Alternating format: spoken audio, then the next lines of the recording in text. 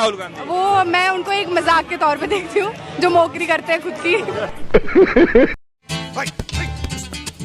और दोस्तों, बढ़ रही है महंगाई, बढ़ रहे हैं सिलेंडर के दाम और जनता को चूसते हुए आए हैं साहब जी जैसे पका हुआ आम। इसीलिए तो कुछ लोग मजाक मजाक में कहते हैं अंधभक्तों की नहीं है कोई दवाई, इसीलिए लोग कहते हैं इनको हवा हवाई। आपके लिए मैं पप्पू हूँ। एग्जैक्टली, क्योंकि आप उनकी स्पीच सुना करो जाकर, उनको ये नहीं पता उनको क्या बोला है। आपको अच्छी लगी तो ऐसे थोड़ा मार दीजिए हाथ, आप थोड़ा सा मार दीजिए। हरकतें भी तो वैसी करो ना प्रधानमंत्री बनने वाली। आप जाते हो स्टेज पे बोल के कुछ और आते हो, आप इधर कुछ और बोलते हो। एक बात बताइए, क्या राहुल गांधी प्रधानमंत्री बन पाएंगे 2024? नहीं। मजा आया, और मैं ये जो मजा है हिंदुस्तान के हर व्यक्ति को देना चाहता हूँ। प्रधानमंत्री बन पाएंगे? कभी नहीं, बनना भी नहीं चाहिए। बनना नहीं चाहिए? बिल्कुल नहीं बनना चाहिए। क्यों?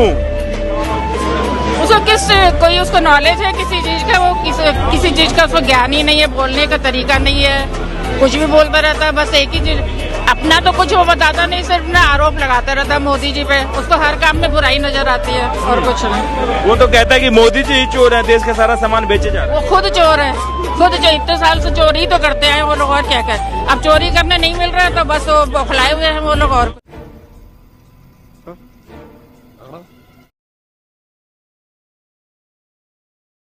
ये नया भारत जिसमें 142 करोड़ लोगों को गौरव के साथ आगे बढ़ने और बिना भेदभाव के विकास की प्रक्रिया के साथ जुड़ने का एक अवसर प्राप्त हुआ है। चेहरा देख करके नहीं, गांव, गरीब, किसान, नौजवान, दलित, वंचित, पिछड़ा, महिलाएं, युवा, इन सभी को शासन की योजनाओं में भागीदार बना करके उनके जीवन में परिवर्तन करने का जो कार्य पिछले 9.5 वर्ष के अंदर हुआ है, आज उसका परिणाम हम सबके सामने देखने को मिला है। सब क्या देखना पड़ रहा है, अच्छा है मैं। और यह हम सब जानते हैं कि जब मोदी जी के हाथों में देश की सत्ता आई थी, तब ये देश दुनिया की 11वीं 12वीं अर्थव्यवस्था के रूप में जाना जाता था। और ये हमारा सौभाग्य है, एक यशस्वी नेतृत्व में आज भारत की अर्थव्यवस्था देश दुनिया की 5वीं बड़ी अर्थव्यवस्था के रूप में स्थापित हुआ है। गोविंदा का पिक्चर देखे थे राजा बाबू? याद है? उसके पास डिग्री था, 0/0 था, तीतर बटे बिल्ला था, पर कभी गस्टेड अफसर बन जाता था, कभी जिला जज बन जाता था, कभी तहसीलदार बन जाता था, कभी इंस्पेक्टर बन जाता था। वही पिक्चर देख के वही सीन क्रिएट कर रहा है इस समय प्रेजेंट में राहुल गांधी, और है तीतर बटे तीतर, 0/0। गजब बेइज्जती है। हाँ, नाराज हो गए। ये देश के लिए नासूर है, ये भारत के युवाओं के लिए नासूर है, ये भारत की माताओं बहनों के लिए नासूर है। आप उस कांग्रेस की पार्टी की बात कर रहे हो जी, इन्होंने नारा क्या दिया था? लड़की हूँ लड़ सकती हूँ, लड़की हूँ लड़ सकती थी। उसी लड़की के साथ बेचारे सब अभद्रता का व्यवहार किए, उसी के साथ गंदगी का व्यवहार किए। तो ये है कांग्रेसी। अब सोच लो, जो अपने पार्टी के नहीं है, देश के नहीं है, वो क्या होंगे देश के? इनका बस चले देश को 2 मिनट में, जो अभी भाई साहब बोले हैं ना कि लूट मार गदर काट चालू हो जाएगा, इनके ही राज्य में लावारिस वस्तुओं को न छुए, इसमें कांग्रेस का पिंडदान हो सकता है। नहीं सारुण के यहाँ कुछ तो गड़बड़ है, जरूर कोई ना कोई गड़बड़ है। अब कहीं आपको मोदी राज्य में दिख रहा है? अब आपको कहीं मोदी राज्य में दिख रहा है? मोदी है तो मुमकिन है, मोदी है तो मुमकिन है। तो इसीलिए 2024 में सभी भाइयों से कहूंगा, अगर देश को सुरक्षित रखना है, देश को नई ऊंचाइयों पे लेके जाना है, चांद पे देश को पहुंचना है, सामान्य स्थिति में देश हमेशा एक दूसरे के साथ देने के लिए खड़ा रहता है, तो मोदी जी का है। मस्त जोक मारा रे, ये हंस रहे हलकट हंस। ये जो पोस्टर पे लिख रखा है केजरीवाल की फोटो लगा के लापता, इसका मतलब जरा बताएं एक बार। मैम, सबसे पहले तो इनसे हम सवाल पूछ रहे हैं और ये बताते थे अपने आप को दिल्ली का बेटा, कि मैं दिल्ली का बेटा बनकर सेवा करूंगा। आज उनके जो भाई बहन हैं और माता पिता जो मानते थे कि माता पिता हमारे पूरे दिल्ली के हैं, और भाई बहन हैं, तो उनको देखने के लिए टाइम नहीं है इनके पास। हमें 2 मिनट नहीं देते, ना तो यहाँ आते हैं ना हमें मिलने बुलाने देते हैं। कहीं भी मंत्री इनके कोई भी अपार्टमेंट देने को राजी नहीं है। और हम जाते हैं दिल्ली सरकार से पूछने कि हमारा कसूर क्या है। हम तो एक आपदा के अंडर आते थे, जो हर तरह की मैनुअल हो चाहे प्राकृतिक आपदा हो, हम सक्षम थे और हैं उसमें लड़ने से। आपको शर्म करनी चाहिए केजरीवाल साहब। ये सिविल डिफेंस वो था जब आप क्वारंटाइन अपने घर में बैठे थे ना, तब हमने आपकी सुरक्षा करी थी। ये सिविल डिफेंस वो है जब लोग अपने परिजनों को अपने साथ जो लेने की लाश क्रियाक्रम होता है उसमें भी साथ नहीं थे। हमने उनकी लकड़ियां लगाकर उनका अंतिम संक्राम किया था। केजरीवाल साहब, जब आपके घर में कोरोना हुआ था तो आपके सामने सिविल डिफेंस है, आप कहीं भी आते थे तो सिविल डिफेंस खड़ा हुआ करता था। आज सिविल डिफेंस से घृणा करते हो, आपको शर्म आनी चाहिए। अगर आप इतनी घृणा रही तो 2024 भी है और 2025 भी है। जब आंदोलन से आप सरकार बना सकते हैं तो हम आंदोलन इतना तेज करेंगे कि आपकी सरकार भी गिरा सकते हैं। जो पूछते हैं क्या होगा इस कानून से, मैं उनको कहना चाहता हूं कि 7 साल से ज्यादा सजा है वो सभी घृणित अपराधों के लिए। हमने फोरेंसिक साइंस लेबोरेटरी की विजिट को कंपलसरी किया है, जिससे कन्विक्शन रेशियो के अंदर बढ़ावा होगा। ये जो पूछते हैं क्या होगा इस कानून से, इनको मैं कहना चाहता हूं, अंग्रेज चले गए, पूरे देश में 4 प्रकार की न्याय प्रणाली चलती थी। आज कश्मीर से कन्याकुमारी और द्वारका से लेकर कामाख्या तक इस कानून के आने के बाद एक ही प्रकार की न्याय प्रणाली का चलेगी। अभी मजा आएगा ना। मान्यवर, ये पूछते हैं क्या होगा, मैं इनको बताना चाहता हूं, महिलाओं के अधिकारों की रक्षा की बात थी, वो आप विदेश से आए हुए कंसेप्ट और एनजीओ को थोपे गए विचारों से करते थे।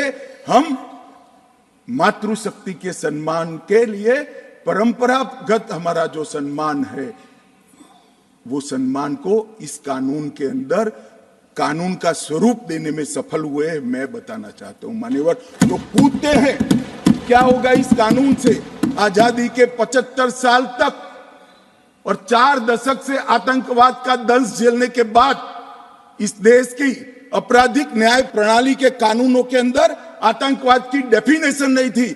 नरेंद्र मोदी जी ने 0 टॉलरेंस टुवर्ड आतंकवाद का परिचय कराते हुए टेररिज्म की डेफिनेशन को इसके अंदर शामिल किया है। मान्यवर, जो पूछते हैं इस कानून से क्या होगा, मैं उनको बताना चाहता हूं कि इस कानून से राज्यद्रोह अब देशद्रोह के अंदर बदल गया है। राज्य के शासन की रक्षा के लिए एक जमाना था जब ब्रिटिश ताज का इस देश के अंदर शासन था। मान्यवर, रानी के खिलाफ कोई आवाज नहीं कर सकता, फांसी पे चढ़ा दिए जाए। ये भगवान क्या जुल्म है। महात्मा गांधी हो, तिलक महाराज हो, वीर सावरकर हो, वो राजद्रोह के कानून में कई साल जेल में रखे और आपने भी इसका उपयोग बखूबी किया। इमरजेंसी के अंदर ढेर सारे लोगों को जेल में डाल दिया, ढेर सारे विपक्ष के नेताओं। मान्यवर, हमने राजद्रोह के अंग्रेजी कंसेप्ट को समाप्त कर दिया है। शासन के खिलाफ कोई भी बोल सकता है इस देश के अंदर। अब वाणी स्वतंत्रता का अधिकार भी है और लोकतंत्र है, मगर देश के खिलाफ आप नहीं बोल सकते हो। देश के खिलाफ बोलोगे, देश के खिलाफ कुछ करोगे, देश के हितों को नुकसान करोगे तो कठोर से कठोर दंड का प्रावधान इस कानून के अंदर है। व्यक्ति और देश के बीच में क्या अंतर होता है? डेमोक्रेसी का जो मूल विचार है, लोकतंत्र का जो विचार है, देश महान होता है, व्यक्ति महान नहीं होता है। मान्यवर, इसको इस कानून के माध्यम से हम ला रहे हैं। भाई साहब, कुछ ज्यादा नहीं हो गया ये? मतलब कुछ भी। इन्होंने जिसको पनौती कहा, जनता ने उसको चुनौती और मनौती के रूप में खड़ा कर दिया। ये जनता ने खड़ा किया है, राहुल गांधी ने नहीं। और हम तो यही कहेंगे कि ये राहुल नाम का जो ग्रह कांग्रेस पार्टी में चिपका हुआ है और ये पिंकी नाम की ग्रह, जब तक ये लगे रहेंगे कांग्रेस दीमक की तरह खोखली होती जाएगी। कांग्रेस में इससे शानदार लीडर है, ये दोनों में तो लीडरशिप है ही नहीं। आजकल आप टीवी में देख ही रहे हैं, 3-4 दिन से आरबीआई, ईडी उडी वाले सब मिल करके नोट जोड़ो अभियान में लगे हैं। जो कांग्रेस वालों ने भारत जोड़ो अभियान निकाला था, उसी कांग्रेस का वो जो साहू करके एक क्या नाम है सांसद है कि विधायक, अभी गिना जा चुका, 10-15 मशीन दम तोड़ चुकी। अब आज हम दोपहर में देख रहे थे कि दूसरे कमरे से हमारे सोना निकल रहा है।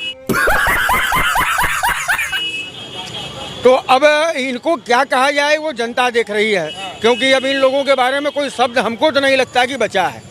ये एनडी गठबंधन की बात कर रहे हैं। अब रहा सवाल मोदी जी का, भारत तो छोड़ दीजिए साहब, दुनिया के नक्शे पे देखिए कहाँ खड़ा है आज भारत। आज भारत, हम ये कह सकते हैं, हम नहीं, आधी से ज़्यादा आबादी ये कह रही है कि आज के दौर में भारत एक स्वर्णिम भारत की ओर बढ़ रहा है। चंद्रयान से लेके, कोविड से लेके, मतलब कितना बोले, पढ़ना पड़ेगा या लिख के लेना पड़ेगा हाथ में, इतना काम वो व्यक्ति कर रहा है, कर चुका है, वो अभी करने वाला है।